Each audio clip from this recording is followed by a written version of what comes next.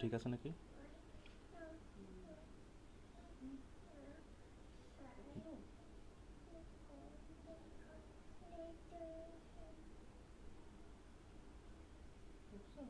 হুম।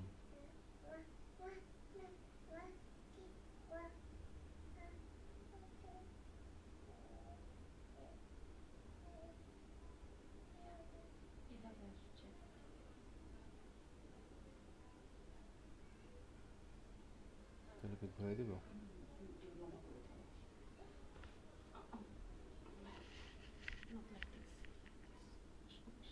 নিচে তো হেডফোনে দিয়ে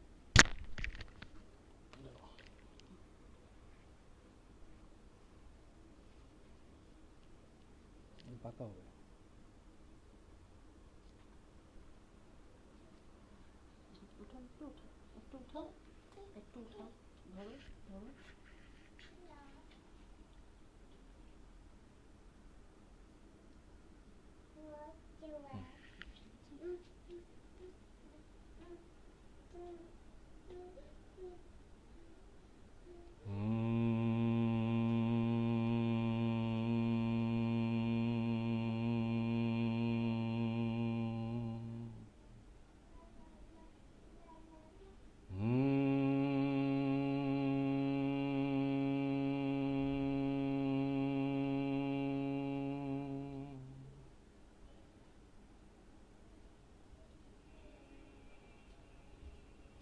আশা করছি এই লাইভে যারা আছেন আমার সঙ্গে যুক্ত হয়েছেন তারা থিয়েটার কর্মী, আবৃত্তি কর্মী, সংস্কৃতির সেবক। চলুন একসঙ্গে ভোকাল এক্সারসাইজটা করে ফেলি।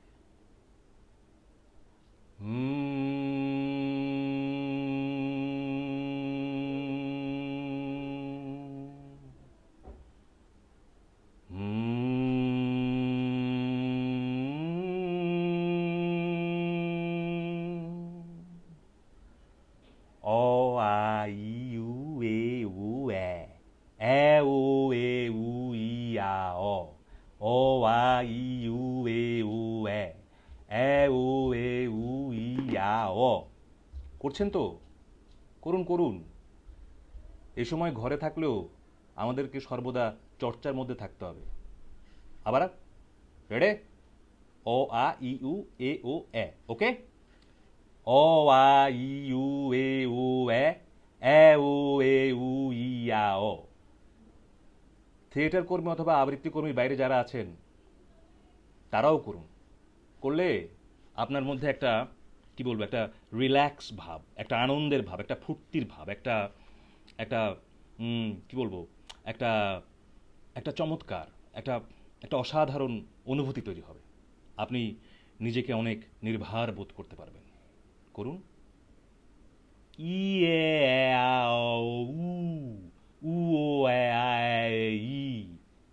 ঠিক আছে, এবার আবার করুন আমার সঙ্গে।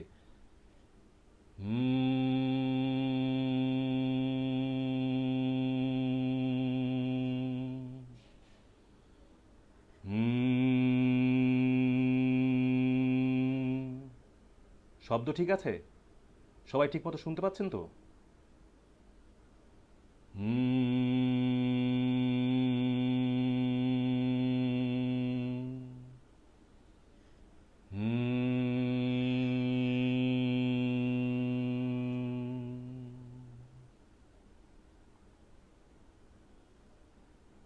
পাখি উইড়া যাও রে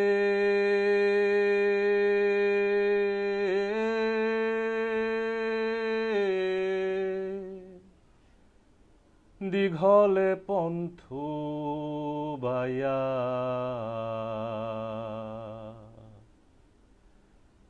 সাতে রঙে রঙ্গিলা পাখি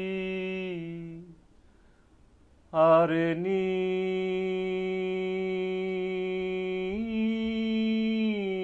আইবাই ফিরা।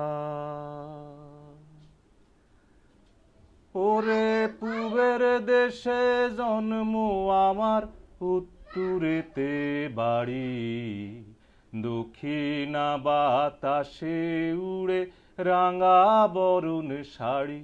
ওরে পূবের দেশে জন্ম আমার, উত্তরেতে বাড়ি, দক্ষিণা বাতাসে উড়ে রাঙা বরণ শাড়ি। তোমরা কেঠা যাও রে লাল বৈঠা বায়া, নীলে বৈঠা বায়া, আমার ভাই জানের খোয় নায়র নিত আয়া, আমার ভাই জানের খোয় নায়র নিত আয়া। ওরে কোন বাদিকে যাবাই রে তুই, কোথায় তোমার দেশ? লেলুয়া বাতাসে উড়ে আউলা মাথার ক্যাশ। তোমরা কেঠা যাও রে লাল বৈঠা বায়া, নীলে বৈঠা বায়া, আমার ভাই জানের খোয় নায়র নিত আয়া, আমার ভাই জানের খোয় নায়র নিত আয়া। তা না না না না না না, তা না না না না না, হুম হুম হুম হুম হুম হুম হুম হুম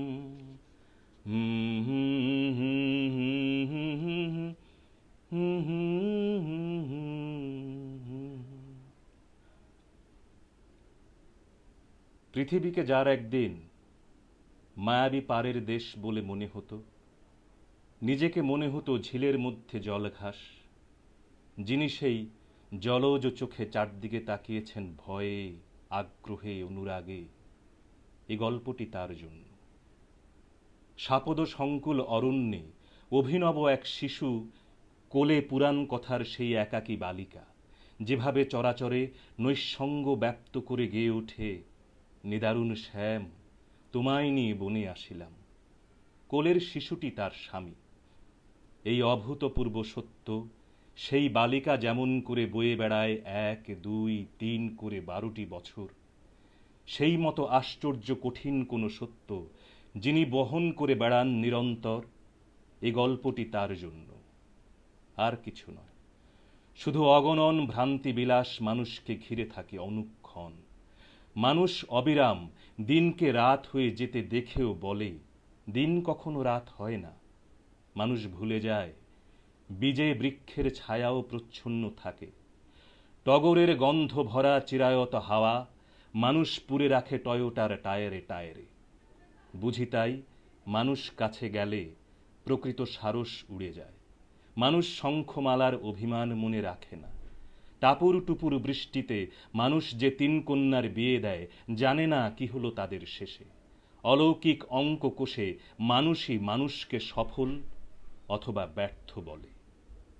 যে চোখে কাজলে দিলে কালিন্দী নদী হয়ে যেত, মানুষ তাকে ঢেকে রাখে চৌকস কালো চশমায়। মানুষ জানে না ভালোবেসে সে কেবলই বাড়ায় ক্ষতি। বিভ্রান্ত অসন্তুষ্ট মানুষ তার পিতামাতার দিকে ছুঁড়ে দেয় ক্ষুব্ধ প্রশ্ন, কি দিয়েছ আমাকে? ধরণীকে দ্বিধা হতে বলে বাকরুদ্ধ পিতামাতা, বলতে পারে না দিয়েছি জীবন। মানুষের এই সব প্রহেলিকায় স্মৃতি ভারাতুর চোখে চোখ রেখে যার আয়ু থেকে ঝরা পাতার মতো খসে পড়ে পুরনো বছর, এই গল্পটি তার জন্য। সন্ধ্যার সমাপ্ত প্রায় আলোয় নীলকণ্ঠ পাখির ওড়াউড়ি দেখতে দেখতে স্বপ্ন দেখে তরুণী। প্রেমিকার অপার্থিব করস্পর্শে বুকে মৌতাত নিয়ে স্বপ্ন দেখে যুবক। স্বপ্নের রঙে চোখ রঙিন করে মঞ্চের সাহসী তরুণ তর্জনীতে বাতাস ফুটো করতে করতে জানায় দিন বদলের আহ্বান। মগ্ন চৈতন্যে স্বামীর শার্টে নক্ষত্রের মতো বোতাম সেলাই করতে করতে স্বপ্ন দেখেন স্ত্রী। অধিকার অর্জন হবে বলে স্বপ্ন দেখে সংসার ত্যাগী প্রখর নারী। স্তনে শিশুর অস্ফুট দাঁতের দংশনে বিদ্ধ হতে হতে স্বপ্নে বুঁদ হয়ে থাকে মা। অথচ কোথায় কে যেন হাসে, কারণ সে জানে সব স্বপ্ন ধুলায় ধুলি হবে একদিন।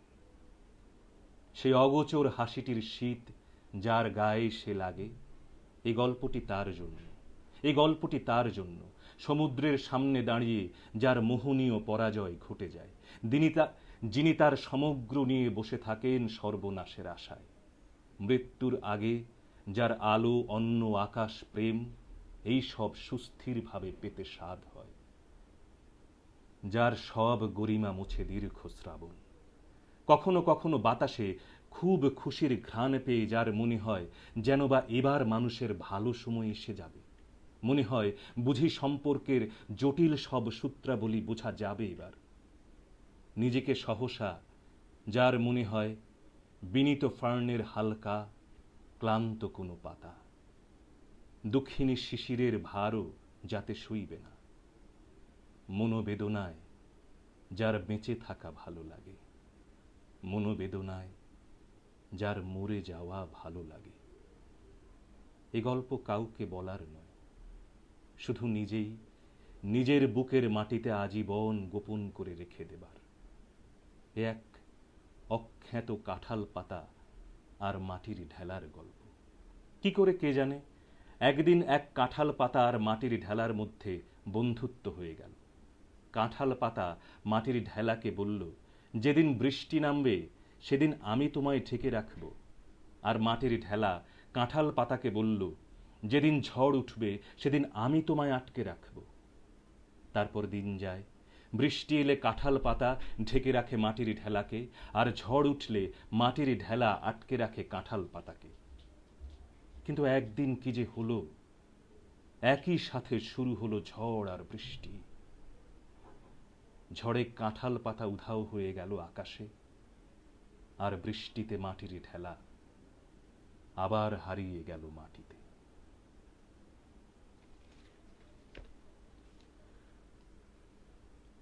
প্রথমত যে গানটা আমি গাইলাম, এটি আমাদের নাটকের দল প্রাচ্যনাটের কন্যা নাটকের গান। আর এইমাত্র যে গল্পটি আমি শেষ করলাম, এটি শাহাদুজ্জামানের এক কাঁঠাল পাতা আর মাটির ঢেলার গল্প।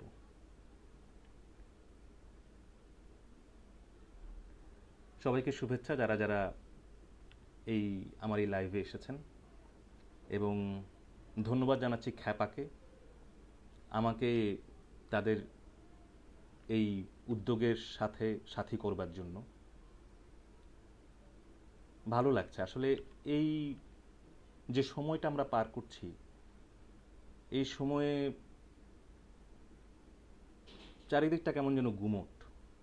এই গুমোট সময়ে আসলে কিছু তো করতে হবে আসলে, এবং সেটা আমাদেরই করতে হবে।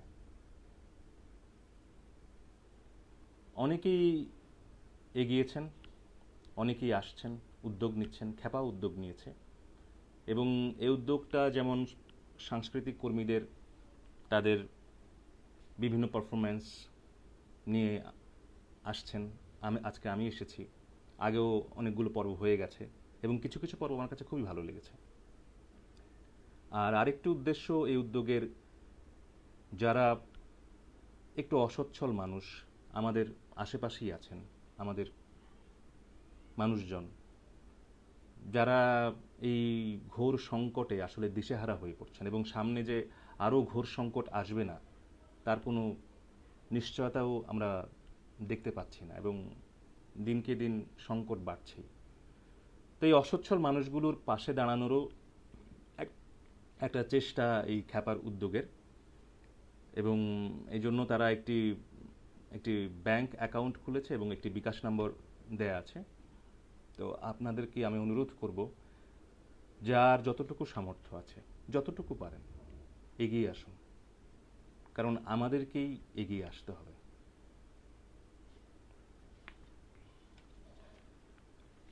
এবারে আচ্ছা, আরেকটা কথা আমি বলে নেই, এই লাইভ আমি জীবনে কখনো করিনি, এই প্রথম আমার লাইভ করা।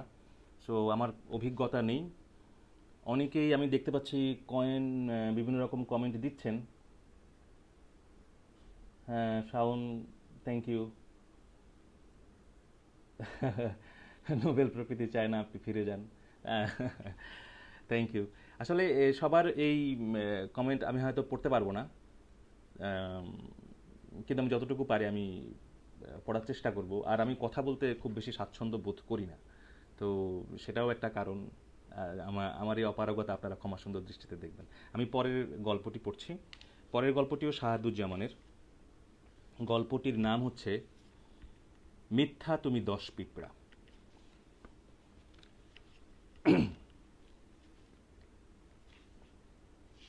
যুবকের 3টি চিঠি আমাদের হাতে। প্রথম চিঠিটি মায়ের কাছে লেখা। সম্ভবত তখন প্রশিক্ষণ সবেমাত্র শুরু। যুবকের বিহ্বলতা। মা, তোমাকে সশস্ত্র সালাম। এখানে এসে এই নতুন রকম সালাম দেয়া বেশ কায়দা করে শিখছি। সকাল বিকাল মাথা উঁচু, শিরদাঁড়া সোজা, আর সিনা টান টান রেখে কুচকাওয়াজ করে চলেছি। একবার ডান পা তুলছি, একবার বাঁ পা। মাটির ওপর বুটের গোড়ালি সেইটুকু জোরে লাগাবার কসরত করছি যাতে মাথার ব্রহ্মতালু কেঁপে উঠে। এতদিন জানতাম মানুষের শরীরে মগজটাই আসল। এখন তো দেখছি আসল হলো হাঁটু। দুটো সুস্থ সবল হাঁটু থাকলেই জীবনে নিশ্চিত সাফল্য। সময় কাটে বেল্টের পিতল চকচক করছে কিনা, বুটের পালিশে আমার মুখ দেখা যাচ্ছে কিনা, এই সব উদ্বিগ্নতা নিয়েই। প্রতিনিয়তই আমাকে স্মরণ করিয়ে দেয়া হচ্ছে আমরা দেশ রক্ষার মহান দায়িত্বে নিয়োজিত সম্মানিত নাগরিক, দেশের শ্রেষ্ঠ সন্তান। অতএব আমাদের চলা, কথা, ভাবনা সবই হবে অন্যরকম, বিশিষ্ট। তাই অভিনব সব পরীক্ষা নিরীক্ষা চলছে আমাদের মন আর শরীরের উপর। ডিগবাজি দিতে দিতে বমি করে ফেলছি। ঘন্টার পর ঘন্টা মাথার নিচে পা উপরে দিয়ে থাকতে থাকতে অজ্ঞান হয়ে যাচ্ছি। জ্ঞান ফিরলে আবার উঠে টলতে টলতে গিয়ে বসছি অস্ত্রবিদ্যার ক্লাসে। মাঝরাতে ঘুম থেকে উঠে হ্যাভারস্যাক কাঁধে নিয়ে পাশের জঙ্গলে মাইল 3 দৌড়ে এসে আবার শুয়ে পড়ছি বিছানায়। পাখি পড়ার মতো পালন করে যাচ্ছি সব আদেশ। যুদ্ধ যার পেশা, আদেশ পালনের ক্ষেত্রে তার দ্বিধা থাকতে নেই, প্রশ্ন থাকতে নেই, আবেগ থাকতে নেই। কিন্তু মা, এই ঘেরাটোপের জীবনে কি চেয়েছিলাম আমি? বৃহত্তর মানুষের স্বপ্ন নিয়ে মিছিল করতাম। চেয়েছিলাম এমন কিছু করতে যা শুধু আমার ব্যক্তিগত জীবনকে কেন্দ্র করেই আবর্তিত হবে না, ছড়িয়ে যাবে আরো অনেক মানুষের মধ্যে। কিন্তু তোমরা সেই জীবনকে ভয় পেলে। আমাদের পারিবারিক এই ছোট মিছিলটাকেই তোমরা বড় করে তুললে আমার কাছে। উৎসাহ দিয়ে বললে, সংক্ষিপ্ত সময় একটা নিরাপদ সম্মানজনক উপার্জনের এটি সবচেয়ে ভালো উপায়। তা ঠিক।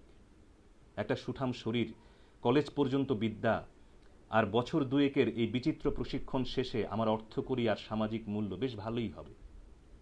কিন্তু মা, কি করে মেলাবো এই সব প্রশ্ন, যখন আমরা একদিকে ভ্রূণ হত্যাকে বলছি অপরাধ, আবার আরেক দিকে খুঁটিয়ে খুঁটিয়ে শিখছি মানুষ হত্যারই কৌশল।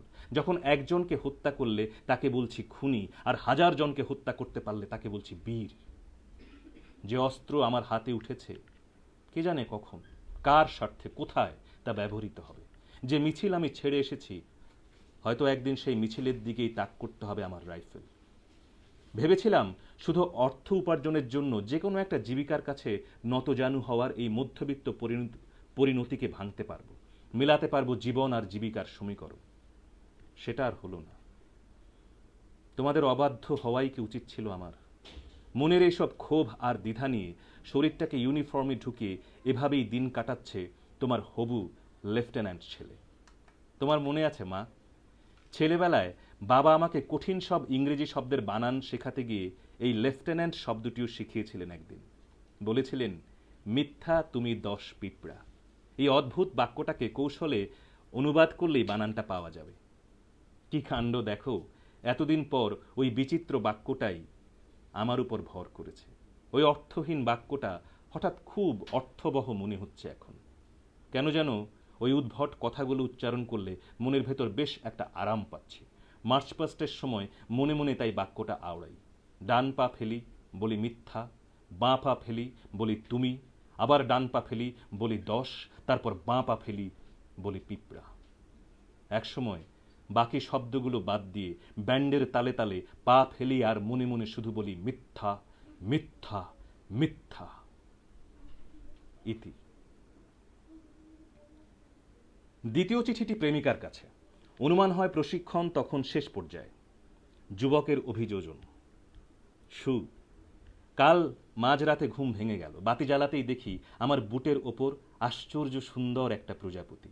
আর কি অবাক কাণ্ড দেখো, আজ সকালেই তোমার চিঠি পেলাম। যেদিন তোমার চিঠি পাই সেদিন আমার সব কিছুই ভুল হয়ে যেতে থাকে। প্যারেডে ভুল করি, পিটিতে ভুল করি, নড়তে চড়তে পারি না, কেমন যেন ভারী হয়ে যায়। অ্যাডজুটেন্ট ধমক দিয়ে বলেন প্রেগনেন্ট ডাক। এখন কিন্তু এখানকার সব কিছুতেই মজা পাচ্ছি। এখান থেকে বেরিয়ে যাবার জন্য আগের মতো ছটফট করি না। বেরিয়ে কোথায় যাব বলো? পৃথিবীকে বদলে ফেলার স্বপ্ন নিয়ে মিছিল করব যেমন করতাম? না, আমাদের মতো মধ্যবিত্তের পেটে অত স্বপ্ন হজম হয় না। তাছাড়া আমার এই মাঝারি একাডেমিক মেধা নিয়ে কতটুকুই বা এগুতে পারতাম। আর ব্যবসা, সে তো আমার বিষয় নয়। একটু নিরাপত্তা, একটু ভালোভাবে বেঁচে থাকার জন্য বাবা মা ভাই বোন মিলে আমাদের প্রাণান্ত চেষ্টা চলছে সেই কবে থেকে। আমার দিকে তাকিয়ে তারা আশায় বুক বেঁধেছেন, ভেবেছেন একদিন আমি তাদের কষ্ট লাঘব করব। তাদের সবাইকে কাঁদিয়ে কোন অনিশ্চিত পথে যাত্রা শুরু করেছিলাম আমি। তার চেয়ে এই নিশ্চিত রেজিমেন্টের জীবনই ভালো। এই তো কদিন পরেই পাসিং আউট প্যারেড, তারপর বাঘের নকশার জামা উঠবে গায়ে, কাঁধে চকচক করবে পেতলের তারা, বুটে খটখট শব্দ তুলে উঠব জলপাই রঙের গাড়িতে, চারিদিকে থাকবে মুহুর্মুহু স্যালুট। থাকা খাওয়া পোশাক নিয়ে ভাবতে হবে না কোনো দিন। আর যুদ্ধ যদি লেগেই যায়, আমরা আর কতদূর কি করব বলো? যুদ্ধ তো করবে সাধারণ মানুষ, যেমন করেছিল মুক্তিযুদ্ধে। সুতরাং জীবন মোটামুটি সুখেই কাটবে। কাঁধে যখন তারা থাকবে তখন শাপলার স্বপ্ন, যখন শাপলা থাকবে তখন দেখব তলোয়ারের স্বপ্ন। আর হ্যাঁ, ভাবছি এরপর একটা ট্যাঙ্ককেই ফুল সাজিয়ে হাজির করব তোমাদের বাড়িতে। এখন তোমার বাবা নিশ্চয়ই আমাকে প্রসপেক্টলেস ছেলে বলে আর বাতিল করতে পারবেন না। অবশ্য এখন একটু টেনশনে আছি চেহারাটা নিয়ে। এখানে ঢুকবার পর তুমি তো আর আমাকে দেখোনি। চুল বাটি ছাঁটে কেটে, দাড়ি গোঁফ চেঁচে, চোয়াল ভেঙে দেখতে হয়েছে ঠিক কলা ছেলা মোরগগুলোর মতো। চেহারা ছবি দেখে শেষে তুমি আবার বাদ করে দেবে না তো? ইতি। তৃতীয় চিঠিটি বন্ধুর কাছে। ততদিনে প্রশিক্ষণ সমাপ্ত, যুবকের রূপান্তর। জনাব সিভিলিয়ান, পাহাড়ের ওপর অপূর্ব guest house, jeep, speed boat সব এখন আমার কন্ট্রোলে। এ সময় এলে পুরো জায়গাটা চমৎকার ঘুরিয়ে দেখাতে পারতাম। একসময় এখানে আসবার জন্য আমরা দুজন কত প্ল্যান করেছিলাম। তখন ঢুকবার পারমিশনের জন্য অন্যের মুখাপেক্ষী হতে হতো, আর এখন আমি সবাইকে পারমিশন দিই।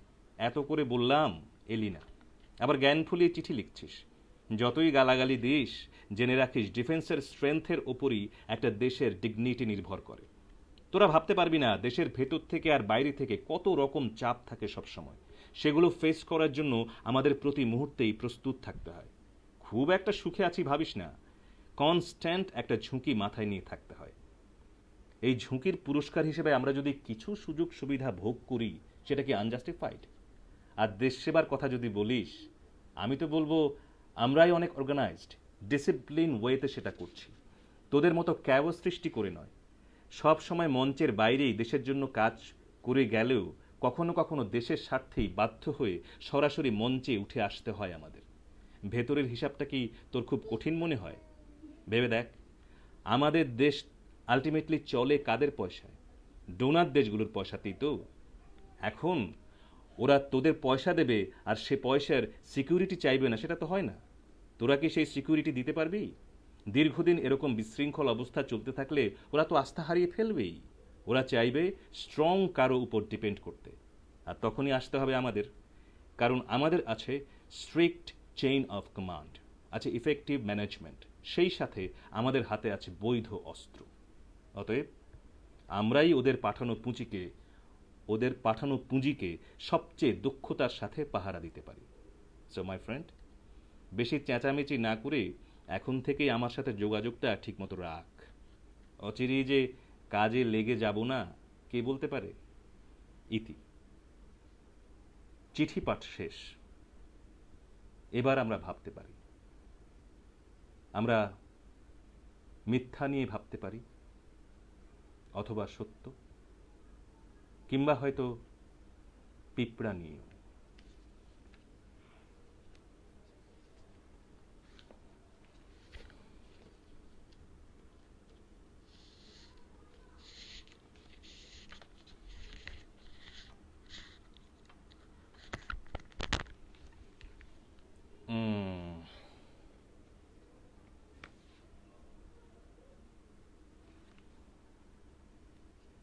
একটু কমেন্টস দেখি। আর কতক্ষণ হলো? 25। ওকে।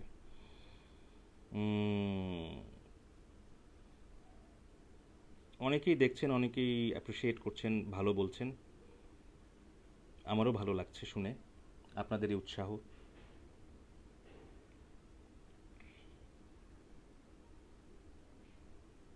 আচ্ছা, আরেকটা গল্প পড়ে ফেলি। এবারে আমি যে গল্পটি পড়ছি এটি হচ্ছে হুমায়ুন আহমেদের একটি গল্প।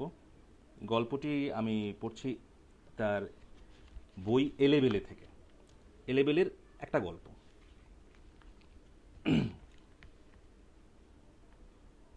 কিছু কিছু জিনিসের প্রতি আমার অ্যালার্জি আছে।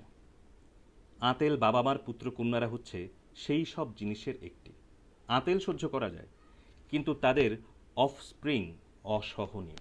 এইসব অফস্প্রিং জ্ঞানী জ্ঞানী আবহাওয়ায় থেকে কেমন যেন ভ্যাবদা মেরে যায়। বুদ্ধি শুদ্ধি নতুন লাইনে চলে। সেই লাইন ভয়াবহ লাইন। উদাহরণ দিই। উদাহরণটা একটু স্থূল ধরনের, সূক্ষ্ম রুচির পাঠকরা দয়া করে ক্ষমা করে দেবেন। এক সন্ধ্যায় জনৈক প্রথম সারির আঁতেলের বাসায় কিছুক্ষণ ছিলাম। এই কিছুক্ষণেই তিনি তার জ্ঞান, বুদ্ধি ও বিশ্লেষণ দিয়ে আমাকে অভিভূত করে ফেললেন। আমি প্রথম জানলাম যে জীবনানন্দ দাশের সব বিখ্যাত কবিতাই ইংরেজি কবিতা থেকে নেয়া। বিভূতিভূষণের সাহিত্য কোনো সাহিত্যই নয়, এক ধরনের রূপকথা ইত্যাদি। আলোচনা যখন মায়াকোভস্কিতে চলে এসেছে, তখন রঙ্গমঞ্চে আঁতেলের পুত্রের আবির্ভাব ঘটল। পুত্রের বয়স 5-6, সম্পূর্ণ দিগম্বর, মুখ ভর্তি হাসি। আমি তার দিকে তাকিয়ে বললাম, কি খবর খোকা? খোকা সঙ্গে সঙ্গে বলল, হাই গাইলাম। আঁতেল ভদ্রলোক স্তম্ভিত। তিনি পুত্রের দিকে তাকিয়ে বললেন, অরূপ, যাও ভেতরে যাও। অরূপ বলল, আমি হাই গাইলাম। ভেতরে যাও বলছি। অরূপ আবার সেই ভয়াবহ বাক্যটি উচ্চারণ করল। আঁতেল প্রায় রাগে কাঁপতে লাগলেন। তার মুখে কথা জড়িয়ে যেতে লাগলো। আমি বললাম, বাদ দিন, ছেলে মানুষ। মায়াকোভস্কি সম্পর্কে কি যেন বলছিলেন। ভদ্রলোক কর্কশ গলায় তার কাজের মেয়েটিকে ডাকতে লাগলেন। সেই মেয়ে এসে অরূপকে ধরে ভিতরে নিয়ে যাবার পর ভদ্রলোক খানিকটা শান্ত হলেন এবং কপালের ঘাম মুছতে মুছতে বললেন, শিশুদের সাইকোলজি খুব অদ্ভুত। কি বলেন? তা তো বটেই। শিশুরা কোনো কাজ করতে পারে না, কাজেই বাথরুম করাটাকে তারা মনে করে একটা বিরাট কাজ। তারা মনে করে এই কাজের খবর সবাইকে জানিয়ে দেওয়া উচিত। সে তখন তাই করে। অনেকটা মুরগির ডিম পাড়ার মতো। আমি বললাম, চমৎকার বলেছেন, কারেক্ট।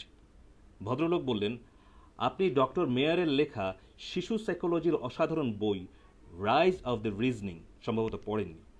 সেখানে ডক্টর মেয়ার দেখিয়েছেন। ভদ্রলোক কথা শেষ করবার আগেই অরূপ আবার ঢুকল। এবার তার পরনে প্যান্ট, টুকটুকে লাল রঙের একটা শার্ট। ভদ্রলোক ছেলেকে দেখেই অত্যন্ত গম্ভীর হয়ে গেলেন। খড়খড়ে গলায় বললেন, এখানে কি চাই?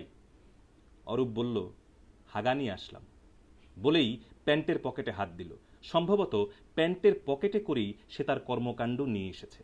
আমাদের তা দেখিয়ে অবাক করে দিতে চায়। অরূপ তা করার সুযোগ পেল না।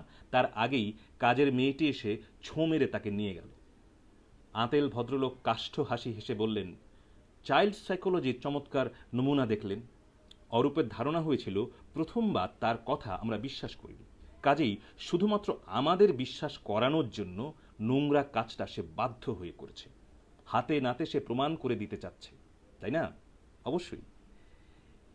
এই জিনিসটা যদি গ্রো আপদের মধ্যে থাকতো, তাহলে পৃথিবীর চেহারাটাই পাল্টে যেত, তাই না?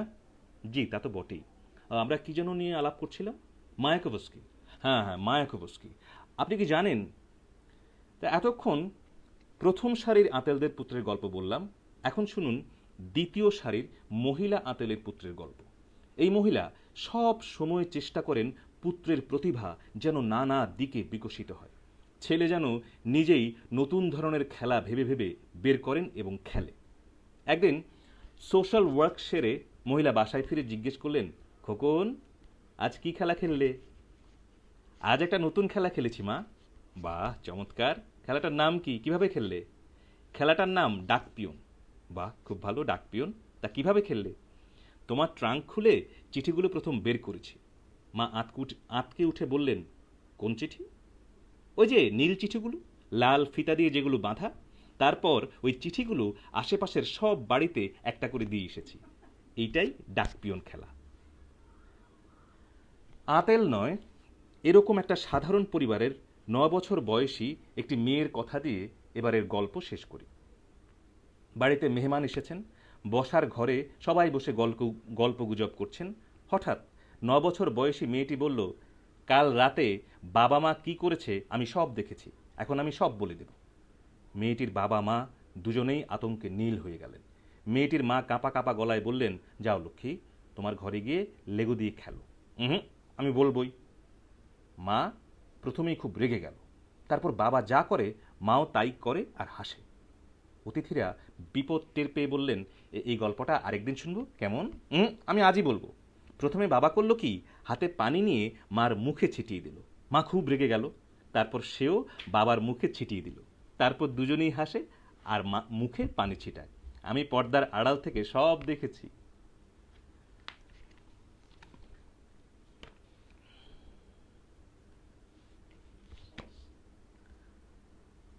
কি গান চাই? মিতুল রহমান। আচ্ছা, একটু পড়ি।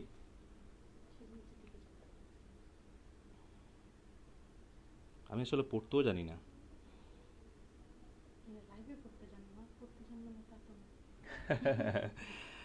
আমার বউ দাঁড়িয়ে এখানে কথা বলছে আমার সাথে একটু। সব কিছু অ্যারেঞ্জমেন্ট আমার বউয়ের করা। আমার বউ ইতি, ও আমার সহকর্মী বলা চলে, আমরা একসাথে প্রাচ্যনাট্যে কাজ করি। আচ্ছা, গান। আচ্ছা, আমি একটা গান গাওয়ার চেষ্টা করি। থিয়েটার করি তো, থিয়েটারের লোকেরা তো সবই পারে, আমরা সবই পারি, না পারলেও পারি।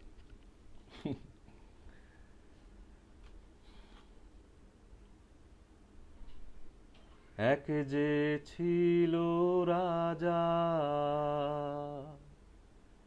তার ভারী দুঃখ, ভারী দুঃখ।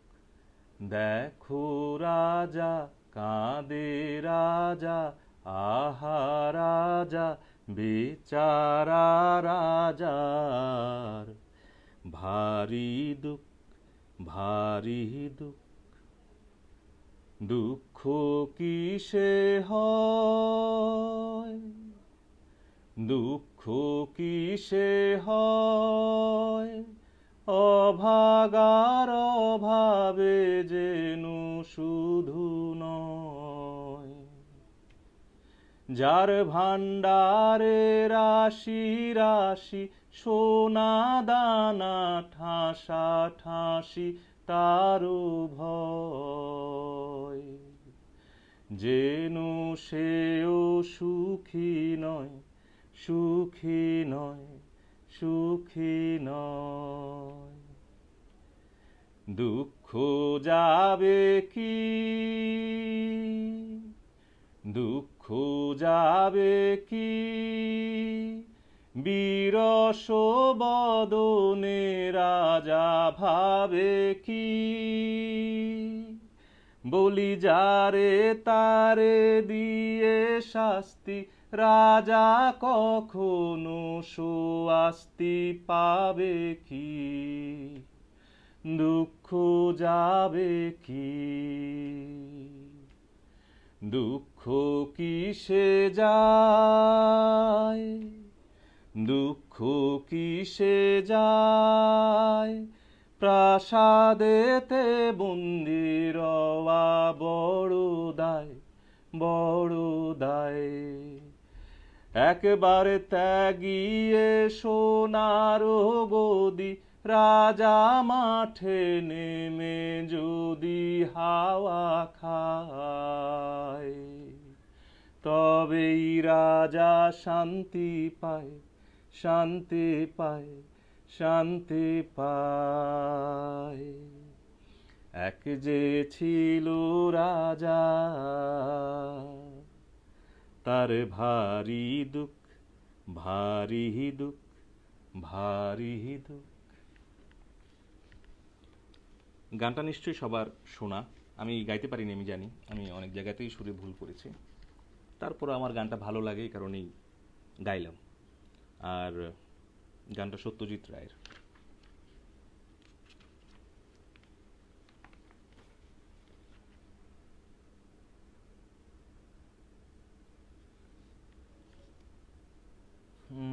মিঠুরাদার রিকোয়েস্ট হঠাৎ দেখা, কিন্তু হঠাৎ দেখাটা তো আমার রেডি করা নেই, সরি, অন্য সময় শোনাবো। আচ্ছা, কাছের মানুষগুলো চলে যাচ্ছে, অনেক মানুষকে আমরা হারাচ্ছি। চলে গেলেন নিশাত আপা, ইশরাত নিশাত। নিশাত আপার সঙ্গে আমার শেষ দেখা হয়েছিল নিউ ইয়র্কে। উনি গত বছরেরই সম্ভবত সেপ্টেম্বরের দিকে উনি এসেছিলেন। তো ওনাকে নিয়ে ওখানকার নাট্যকর্মীরা একটা গেট টুগেদার করে, আমরা যাই সেখানে। ওখানকার নিউ ইয়র্কের থিয়েটার নিয়ে কথাবার্তা হয়, উনি ওনার কথাবার্তা বলেন। তো শেষে উনি যখন আমি ওনার সাথে দেখা করি, সাথে আমার ওয়াইফও ছিল, ইতিও ছিল, আমাদের বাচ্চা ছিল, আমরা ছবি টবি তুললাম। তিনি সাথে আবার বললেন যে এই শোন, এই ফেব্রুয়ারিতে আসছি, নিউ ইয়র্কে আবার আসছি ফেব্রুয়ারিতে, নাটক করব, নতুন নাটকের কাজ ধরবো, তোদেরকে কিন্তু অভিনয় করতে হবে, থাকতে হবে। আমরা বললাম যে থাকবো, কিন্তু সেটা আর হলো না, চলে গেলেন নিশাত আপা। স্রোতের তারা ভাই, নিউ ইয়র্কে থাকতেই জানি যে উনি অসুস্থ। আমি যখন বাংলাদেশে আসি তখন স্রোতেরই সোহেল ভাই, উনি নিউ ইয়র্কে থাকেন, উনি একটা জিনিস দিলেন তারাভাইকে দেওয়ার জন্য আমার কাছে।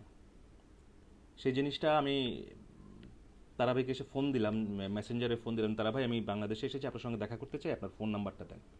উনি ফোন নাম্বার দিলেন, কিন্তু ওনার সঙ্গে দেখা আর হলো না, জিনিসটাও দিতে পারলাম না, চলে গেলেন। তারাভাই এবং নিশাত আপা, এরকম আরও অনেকেই আমাদের মাঝ থেকে চলে যাচ্ছেন, এখনও যাচ্ছেন। তারাভাই এবং নিশাত আপা, এই দুজনের স্মৃতির উদ্দেশ্যে আমি একটি কবিতা আবৃত্তি করছি, রবীন্দ্রনাথ ঠাকুরের নির্ঝরিণী।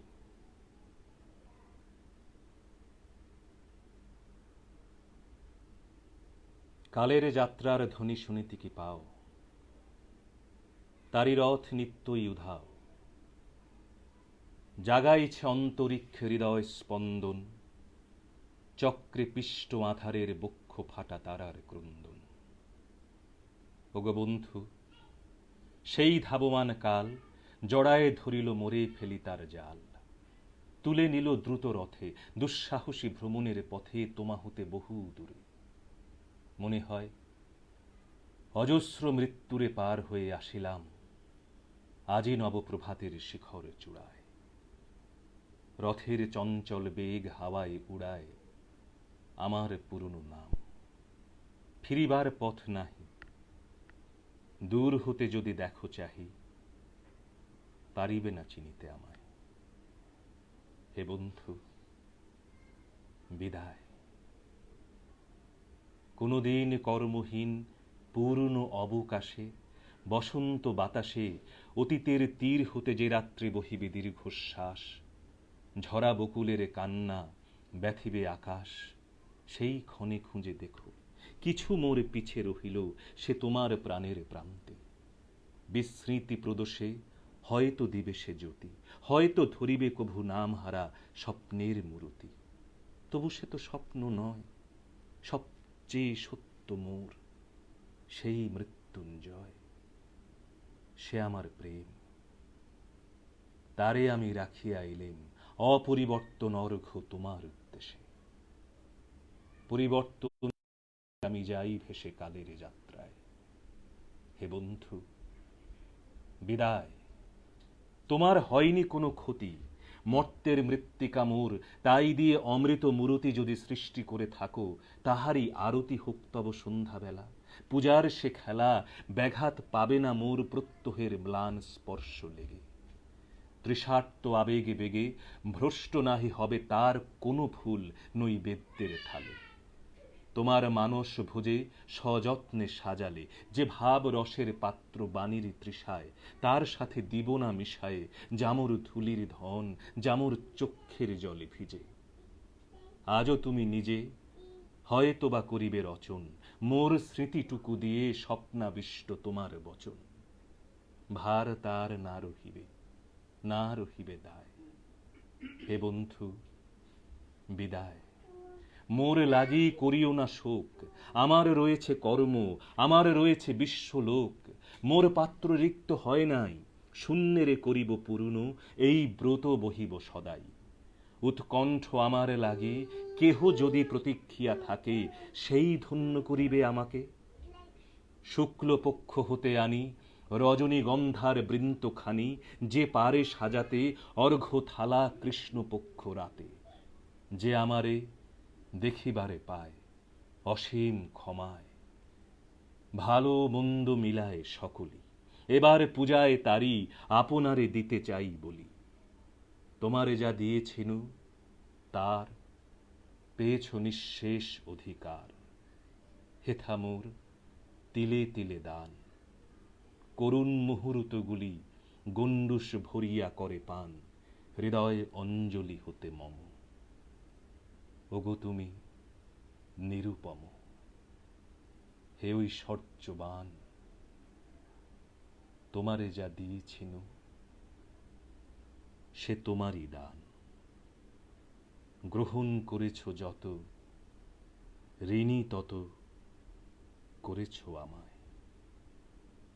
হে বন্ধু, বিদায়।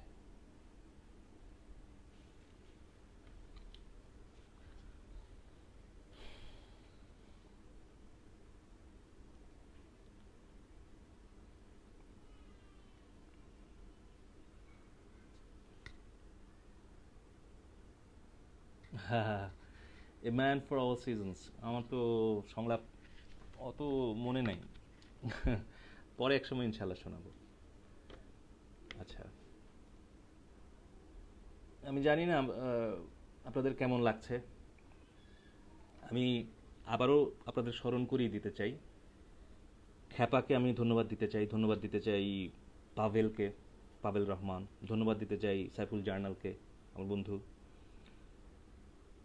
আমি আবারও স্মরণ করিয়ে দিতে চাই আপনাদের, খ্যাপার এই উদ্যোগে প্লিজ দয়া করে আপনারা চেষ্টা করুন সামিল হতে, যার যতটুকু সামর্থ্য আছে তা নিয়ে সামিল হন।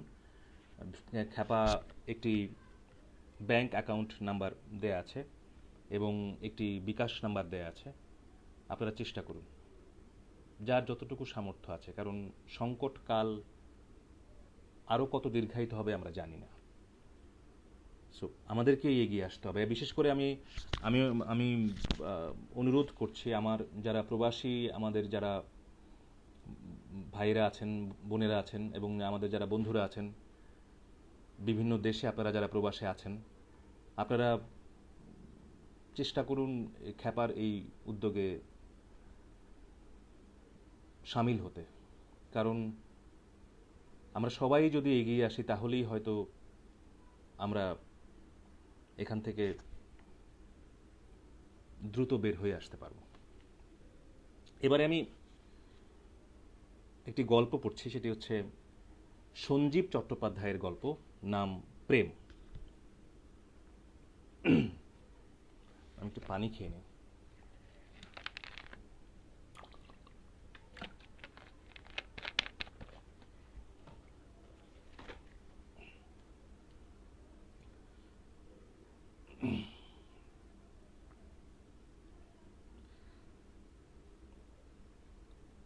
আমার সেই বয়সে একবার প্রেমে পড়ার ভীষণ ইচ্ছে হয়েছিল। সেই বয়স, যে বয়সে ঠোঁটের উপর কুচি কুচি গোঁফের দুর্ব জন্মায়, দাড়িতে দু এক গোছা ছাগলের চুল দেখা দেয়, গলাটা একটু ভারী ভারী হয়, মানুষ পাকা পাকা কথা বলতে শেখে, সব জানতা হামবড়া ভাব, লঘু গুরু জ্ঞান শূন্য, সব কথাতেই এক কথা, জান জান, আপনি কি বোঝেন, আপনি কি জানেন। সেই বয়স। প্রেমে পড়তে হলে একটি মেয়ে চাই, যে সে মেয়ে হলে হবে না, সুন্দরী হওয়া চাই, ডানা কাটা না হোক, দেখলে যেন প্রেমের উদয় হয়। আমার মেয়ে গান গাইছে। নায়িকাদের বর্ণনা কত উপন্যাসে পেয়েছি, ছায়াছবির পর্দায় দেখেছি। চাঁদের আলোয় ঝিলিক ফুটেছে, গাছের ডালে নায়িকা গান গাইছে, ঝোপে কোকিল ডাকছে কু। আমার বন্ধু সুখেন সেই বয়সে আমার চেয়ে অনেক বেশি পেকেছিল। হিন্দি সিনেমা দুমড়ি চালে দেখত, ইংরেজি ছবির হিরো হিরোইনের নাম কণ্ঠস্থ ছিল, বুক পকেটে মেরিলিন মনরোর ছবি পুষত। সে এক ছেলে ছিল বটে। সুখেন বলল, সব মেয়েই তো আর প্রেমে পড়ে না। যেমন ধর, সকলের সর্দি হয় না, 9 মাসে 6 মাসে হয়তো একবারই হলো, কারুর আবার 12 মাসই সর্দি, সকাল হলো তো ফ্যাঁচর ফ্যাঁচর হাঁচি, একে বলে সর্দির ধাত। এরকম কারু কাশির ধাত, কারুর পেট খারাপের ধাত, সেই রকম কোনো কোনো মেয়ের প্রেমের ধাত থাকে, ধাত বুঝে এগুতে হয়। আমি বললুম, সে আমি কি করে বুঝবো ভাই, খোঁজ খবর নিতে হবে। অতই সোজা চাঁদু, ঘুরে ঘুরে বাজার দেখো, তারপর ঝোপ বুঝে মারো কোপ। রাস্তা ঘাটে, বাসে, ট্রামে, যেখানেই দেখবি কোনো মেয়ে তোর দিকে পুটুস করে তাকিয়েছে, তুই ক্যাবলার মতো চোখ সরিয়ে নিবি না, তুইও তাকাবি কটমট করে, বড় বড় চোখে। মেয়েটা যদি আবার তাকায়, তোর চোখে চোখ পড়বেই। চোখে জাদু থাকে জানিস? না ভাই। কি জানো তুমি? চোখের ফাঁদে আটকে ফেলবি, চোখে হাসবি, চোখে চোখে বলবি, সুন্দরী তুমি আমার, তুমি আমার, সম্মোহিত করে ফেলবি। নিজেকে ভাববি অজগর, সামনে তোর হরিণী। তুই চোখ মারতে বলছিস? ও ভাই, অসভ্য ছেলের কাজ, তুই একটা গর্ধ। চোখ মারা নয়, চোখে ভাবের খেলা। সুচিত্রা সেনের অভিনয় দেখেছিস? এই চোখে জল, এই চোখে হাসি, এই চোখে প্রেম, এই চোখে ঘৃণা, চোখেই মনের প্রকাশ। তেমন ভাবে তাকাতে পারলে রয়্যাল বেঙ্গল লেজ গুটিয়ে পায়ের তলায় লুটিয়ে পড়ে। ও ভাই, আমি পারবো না, আমার ক্ষমতাই কুলোবে না। আমি কি সুচিত্রা সেন? দের মরা, সুচিত্রা সেনের মতো অভিনয় ক্ষমতা, চোখের ভাষার কথা বলছি। বাড়িতে বড় আয়না আছে? তা আছে। আয়নার সামনে দাঁড়াবি, দাঁড়িয়ে চোখে ট্রেনিং শুরু করবি। ঘরে কাউকে ঢুকতে দিবি না, হাসবি, কাঁদবি, রাগবি, গলবি, চমকাবি, চমকে দিবি, মুখের কিন্তু কোনো পরিবর্তন হবে না, সব চোখে, চোখকে খেলাবি। এই হলো তোর প্রেমের প্রথম পাঠ। এইটে উত্তরে এলে দ্বিতীয় পাঠ। মনে মনে ব্যাপারটা চিন্তা করে সুখেন ইয়ার কি করছে বলে মনে হলো না। সত্যিই তো, বশীকরণ বলে একটা ক্রিয়া অবশ্যই আছে। জাদুকর পিসি সরকার হল শুদ্ধ লোককে হিপনোটাইজ করে কত খেলাই তো দেখিয়ে গেছেন। সেই সময়ের খেলা 9টার সময় 7টা বাজিয়ে ছেড়ে দিলে। দুপুরবেলা বড় বৌদির ঘরে চোখের ট্রেনিং শুরু হলো। নিজের চোখ আগে কখনো এমন করে দেখিনি। আমরা সাধারণত আয়নার সামনে দাঁড়াই, ঝট করে চুল আঁচড়াই, শট করে সরে আসি। এ একেবারে নিজের মুখোমুখি, ফেস টু ফেস, নিজেকে নিজে দেখা, কখনো প্রেমের দৃষ্টিতে, কখনো ঘৃণার দৃষ্টিতে, কখনো আমন্ত্রণের দৃষ্টিতে। আও না, প্যার করে, লাভ করে, আও না। দুপুরটা কয়েকদিন এভাবেই বেশ কাটল, দৃষ্টিতে দৃষ্টি ঠেকিয়ে, নিজের সঙ্গে নিজের, চোখে চোখে কথা বলে। হঠাৎ একদিন ছোট বোনের কাছে ধরা পড়ে গেল। জানতুম না ধরা পড়ে গেছি। ও কোন সময় পিছন থেকে দেখে সরে পড়েছে। মনে হয় একটু ভয়ও পেয়েছিল। চুপি চুপি বড় বৌদিকে বলেছিল, দাদা দুপুরবেলা তোমার ঘরে আয়নার সামনে দাঁড়িয়ে কি করে বলো তো? আমাদের পুষিটাকে আয়নার সামনে বসিয়ে দিলে ঠিক ওই রকম করে, ফ্যাঁস ফোঁস, থাবা মারা। বড় বৌদি বড় চালাক মেয়ে। দুপুরে পড়ে রইলেন মটকা মেরে। সাধনার পথে বেশ কিছু দূর এগিয়েছি, একেবারে তন্ময়, চোখে চোখে হাসি চলছে। বৌদি বললে, কি হচ্ছে? চমকে উঠেছিল, ধরা পড়ে গেছে, কি লজ্জা। বললুম, অভিনেতা হব তো, তাই একটু চোখ সাধছি। সে আবার কি? লোকে তো গলা সাধে, চোখ সাধা জিনিসটা কি? আছে আছে, সে তুমি বুঝবে না বৌদি। ছাদের ঘরে পুরনো বইয়ের গাদা থেকে ছেঁড়া ছেঁড়া একটা বই পেল, ত্রাটক সাধনা। 3-4 হাত দূরে দেয়ালের গায়ে সবুজ একটা বিন্দু লাগিয়ে পদ্মাসনে বসে এক দৃষ্টিতে তাকিয়ে থাকো, চোখের পলক যেন না পড়ে। 5 সেকেন্ড, 10 সেকেন্ড, মিনিট, 1, 2, 5, 10, ঘন্টায় চলে যাও, তারপর দিনে। তোমার চক্ষুদ্বয়ে জ্যোতি খেলিবে, অলৌকিক দৃশ্যসমূহ চক্ষুর সম্মুখে ভাসিয়া উঠিবে। যাহার দিকে তাকাইবে সেই তোমার বশীভূত হইয়া কুক্কুর কুক্কুরীর ন্যায় পদপ্রান্তে পতিত হইবে কম্পমান শাখার ন্যায়। ভজন করোনা চাহিরে মনুয়া, সাধন করোনা চাহিরে মনুয়া। সেই সাধনে ऐसा ফল ফলল। একদিন রাস্তা দিয়ে দুটি মেয়ে চলেছে, একটিকে মনে বড় ধরে গেল। মনে হলো প্রেমের ধাত। সুখেন যেমন বলেছিল সর্দির ধাত, কাশির ধাত, পেটের অসুখের ধাত, সেরকম প্রেমের ধাত। মিষ্টি নরম চেহারা, অবাক জলপানের মতো চোখ, দূরে শাড়ি পরেছে, রাস্তায় যেন কাঁপন ধরেছে। ভ্রু চাপে নিহত কটাক্ষ বিশিক নির্মাত মর্ম ব্যথা সমাত্তা কুটিল করাত কাবরি ভারহপি মরদ্দম। টাটকা গীত গোবিন্দ ভলকে ভলকে বেরিয়ে আসতে লাগলো। হে সুন্দরী, তোমার নজর কা তীর ভুরুর ধনুর ছিলে টেনে অমন অমন করে মেরো না, আমার মর্ম ফেড়ে বেরিয়ে যাচ্ছে। গীত গোবিন্দ আবৃত্তি করে ভীষণ সাহস এলে গেল, বলো বীর নয়, তাকাও বীর। কিভাবে তাকিয়েছিলাম জানি না। একটি মেয়ে আরেকটিকে বলল, দেখ ভাই, পাগলটা তোর দিকে কিভাবে তাকিয়ে আছে। তারপর রাস্তায় ষাঁড় দেখে মেয়েরা যেভাবে হুটুপুটি করে পালায়, সেইভাবে দুজনে গলা গলি টলাটলি করতে করতে পালালো। একজনের পা থেকে চটি ছিটকে নর্দমায় পড়ে গেল। অনেক দূরে গিয়ে তারা একবার ফিরে তাকালো ভয়ে ভয়ে, যেন দেখছে ষাঁড়টা কত দূরে। মনে বড় ব্যথা পেল। আরো অবাক হলুম, সবাই যখন বলতে লাগলো, চোখ রাঙাচ্ছ কেন? তোমার চোখ রাঙানির আমরা তোয়াক্কা করি না হে। যার দিকে তাকায় তিনি একই কথা বলেন, চোখ পাকাচ্ছ কেন? মাথা ঠান্ডা করো, মাথা ঠান্ডা করো। গুরুজনের সঙ্গে কথা বলার সময় একটু সমীহ করে বলতে হয়।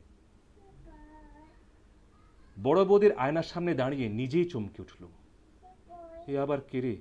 চোখ দেখলে মনে হয় এক্ষুনি গেয়ে উঠবে ফাঁসির মঞ্চে গেয়ে গেল যারা জীবনের জয় গান। চোখের পাতা পড়ছে না, মনে দুটো স্থির। নিজেকে দেখে নিজেরই ভয় লাগছে। কান ধরে বলতে ইচ্ছে করছে, আর করবো না স্যার। চোখের ডাক্তার বললেন, এ কি করে এনেছো হে? একে বলে চোখ ঠিকরে যাওয়া। কি করে এরকম করলে? ভূত দেখলে এরকম হতে পারে, আমরা পড়ে এসেছি। তুমি বসো বসো। আউটডোরে কোনো পেশেন্ট কখনো এমন খাতির পায় না। আমাকে চেয়ারে বসিয়ে অন্য রোগীদের বাইরে দাঁড় করিয়ে রেখে তিনি একের পর এক ছাত্র আর অন্যান্য ডাক্তারদের ডেকে এনে দেখাতে লাগলেন। এরে আর কেস পড়া ছিল, দেখা ছিল না। তারা আসেন, সামনে ঝুঁকে পড়েন, দেখেন, চোখে যন্ত্র লাগান আর বলেন, রেটিনা হুপ করে বেরিয়ে আসছে। ডাক্তারি ভাষা বোঝা যায় না। রেটিনা শব্দটা চেনা চেনা মনে হচ্ছে, হুপ শব্দ তো হনুমানে করে। তার মানে কি কিছু একটা হনুমানের মতো লাফিয়ে বেরিয়ে আসার চেষ্টা করছে। চোখের পাওয়ার মাপতে মাপতে ডাক্তারবাবু বললেন, সত্যি করে বলো তো হে, কি করে করলে বাবা এমন? ভূত নিশ্চয়ই দেখোনি। চোখের সামনে কাউকে কি খুন হতে দেখেছ? আগে ত্রাটক সাধনা। সেটা কি বস্তু ভাই? পিশাচ সাধনা ধরনের কিছু? আগে না, দেয়ালে সাঁটা একটা সবুজ বিন্দুর দিকে ঘন্টার পর ঘন্টা তাকিয়ে বসে থাকা। সর্বনাশ, একে বলে ফিক্সড স্টেয়ার। আইবল সটকে সেটে গেছে। এ দুর্বুদ্ধি তোমাকে কে দিলে? আগে প্রাচীন গ্রন্থ, সেটিকে পুড়িয়ে ফেলো। খবরদার ওসব আর ভুলেও করতে যেও না। এ নাও তোমার চশমার পাওয়ার, সঙ্গে গোটা তিনেক ব্যায়াম রইল। চোখ বাঁচাতে শুরু হলো চোখের ব্যায়াম। চোখ ঘোরানো, চোখ নাচানো, চোখ পিটপিট, পাতা ফেলা আর খোলা। সুখেন ঠিকই বলেছিল, চোখ বড় সাংঘাতিক জিনিস।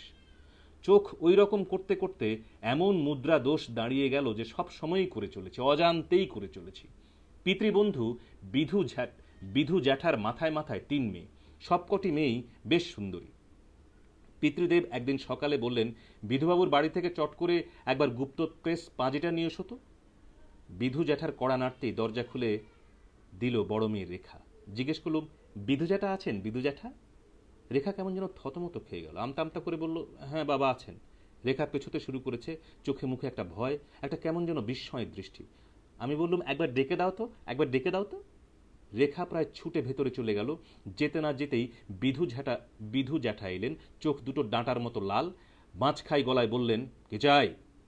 সাধারণত তিনি এইভাবে কথা বলেন। অবাক হলুম, বললুম, পাঁজি আছে পাঁজি? বাবা একবার চাইলেন। হ্যাঁ আছে ছোকরা, বলে ঠাস করে গালে এক 82 শিক্ষার চড় হাঁকালেন। এ আবার কি? চড় আবার কবে থেকে পাঁজি হলো? কিছু বোঝার আগেই আমার হাত ধরে টেনে হিড় হিড় করে টানতে লাগলেন আর বলতে লাগলেন, চলো তোমার বাবার কাছে। 3 মেয়ে রকে দাঁড়িয়ে বলতে লাগলো, অসভ্য ছেলে। আমি হাঁ হয়ে গেছি, অপরাধ জানলুম না, ফাঁসিতে চলেছি। বাবা বললেন, কি করেছিল বিধুদা? জুতো পায়ে ঠাকুর ঘরে ঢুকেছিল? তার চেয়ে অনেক গর্হিত কাজ। চোখ দিয়ে আমার মেয়েদের অশ্লীল কামার্ত ইঙ্গিত করেছে। Is it? ডিফেন্সের কোনো সুযোগই পেলুম না। কিল চড় ঝাঁটা, জুতো, লাঠি, মিনিট 10 শরীরের উপর দিয়ে ভূমিকম্প চলে গেল। বড় বৌদি এসে উদ্ধার করলেন। বড়দা বেরিয়ে এসে বললেন, ছি ছি ছি ছি ছি ছি, না জেনে শুনে এত বড় একটা ছেলের গায়ে হাত তুললেন, সম্পূর্ণ নিরাপরাধ একটা ছেলের গায়ে। জানেন না ও গুরুতর একটা চোখের অসুখে ভুগছে, মেজের মিত্রের চিকিৎসায় আছে। বাবা আর বিধু ঝ্যাঁটা দুজনেই সমস্বরে বললেন, হ্যাঁ বলো কি, কই তোমরা আগে তো কিছু বলনি। ছি ছি ছি ছি। বিধু জ্যাঠা আমার পিঠে হাত বুলাতে বুলাতে বললেন, ক্ষমা করো বাবা, তুমি একবার আমাদের বাড়িতে চলো, আমরা সবাই মিলে তোমার কাছে ক্ষমা চাই। কাঁদো কাঁদো গলায় বললুম, আজ আর যাবার মতো অবস্থা নেই জ্যাঠামশাই। বিকেলের দিকে ভীষণ জ্বর এসে গেল, চোখ বুজিয়ে পড়ে আছে, সর্বঙ্গে বিষ ফোড়ার মতো ব্যথা। বৌদি এসে কপালে হাত রেখে বলল, দেখো কে এসেছে তোমাকে দেখতে। চোখ খুলে দেখি রেখা। ভয় ভয় চোখ বুজিয়ে ফেললুম, যা দেখছি তাই যথেষ্ট, এখনো হয়তো আমার চোখ সেইভাবেই নাচছে, আবার না জুতো খেতে হয়। বৌদি বলল, তাকে দেখো কে এসেছে। আমি ইচ্ছে করে প্রলাপ বকতে লাগলুম, না না না, আমি আর যাব না, আর পাঁজি আনতে যাব না মা। রেখা ফোঁস করে কেঁদে উঠল। বৌদি, আমিই দায়ী, কিছু হবে না তো, সেরে উঠবে তো। বৌদি বললেন, বড় অভিমানী ছেলে, দেহের চেয়ে মনে বেশি লেগেছে। 4 বছর পরে মুসৌরির এক হোটেলে আমি আর রেখা পাশাপাশি দাঁড়িয়ে, সামনে কাঁচের জানালা, সকালে রোদ হিমালয়ে সোনা খেলছে। রেখার কাঁধে আমার একটা হাত, রেখার হাত আমার কোমরে, রেখার মাথা আমার কাঁধে। আমি বলছি, সেদিন জুতো খাইয়েছিলে, আজ অন্য কিছু খাওয়াও। রেখা বলছে, আজ যদি বাবা বেঁচে থাকতেন। আমি বলছি, আজ যদি দাদা বেঁচে থাকতেন। চারপাশ ঝাপসা হয়ে আসছে। দরজার কাছ থেকে হোটেল বয় বলছে, কফি মেম সাহেব।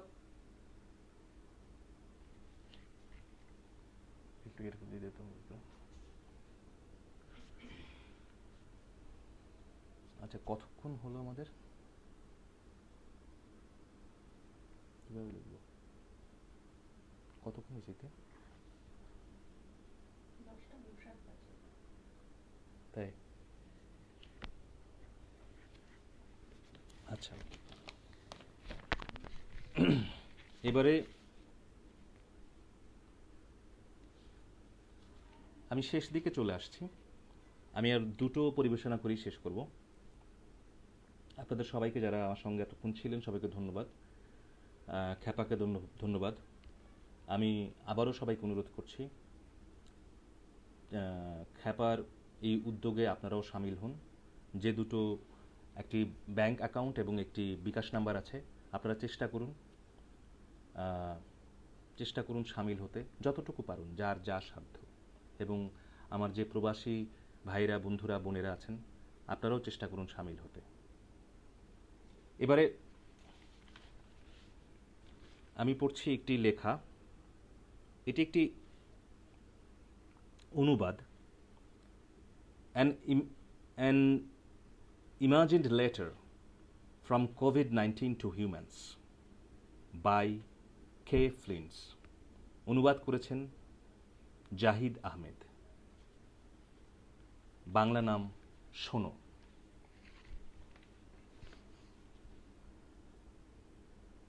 থামো, এবার থামো, অনেক হয়েছে, আর এক পাও এগিয়েও না।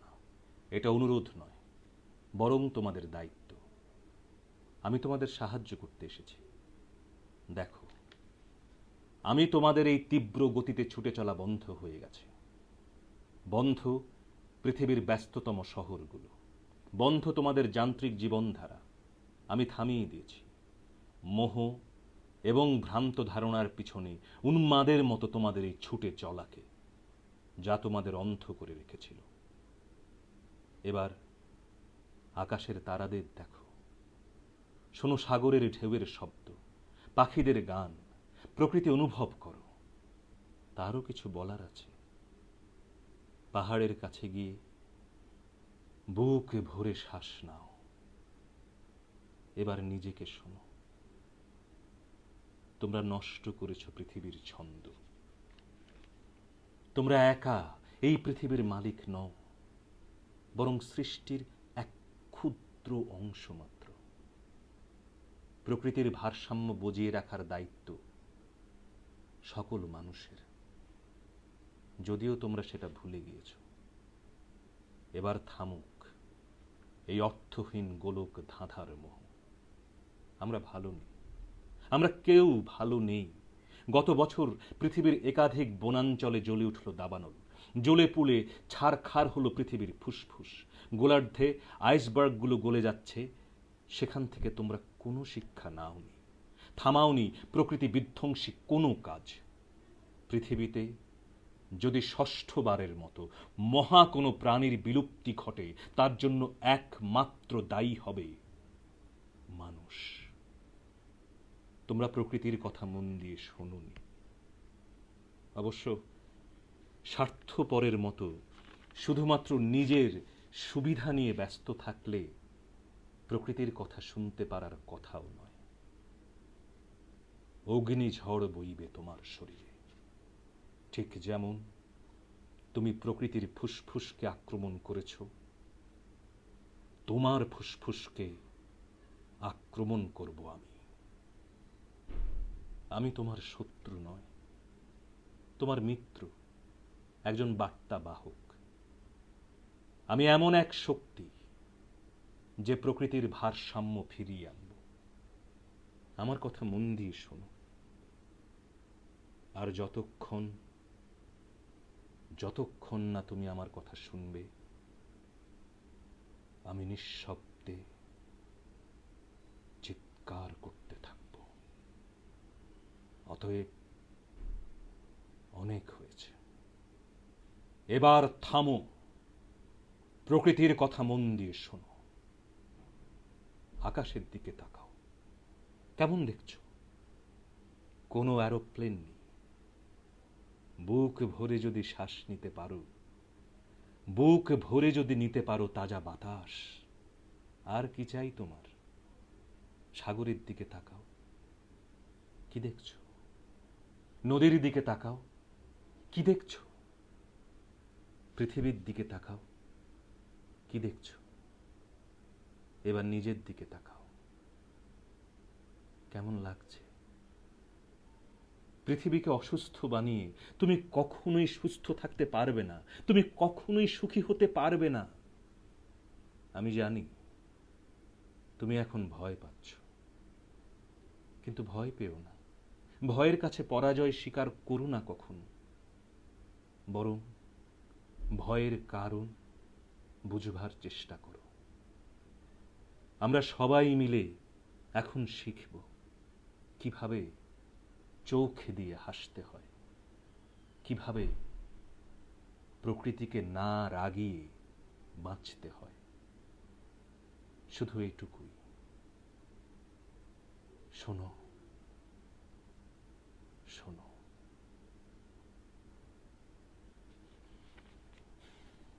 ধন্যবাদ সবাইকে যারা এতক্ষণ আমার সঙ্গে ছিলেন। আশা করি সবাই ভালো থাকবেন এবং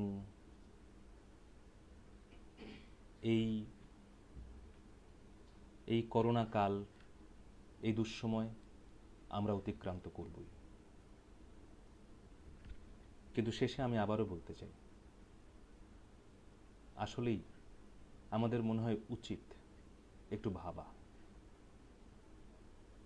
এই পৃথিবীকে নিয়ে ভাবা, আমাকে নিয়ে ভাবা, মানুষকে নিয়ে ভাবা, প্রকৃতিকে নিয়ে ভাবা, পাখিকে নিয়ে ভাবা, ফুলকে নিয়ে ভাবা, নদীকে নিয়ে ভাবা, গাছকে নিয়ে ভাবা।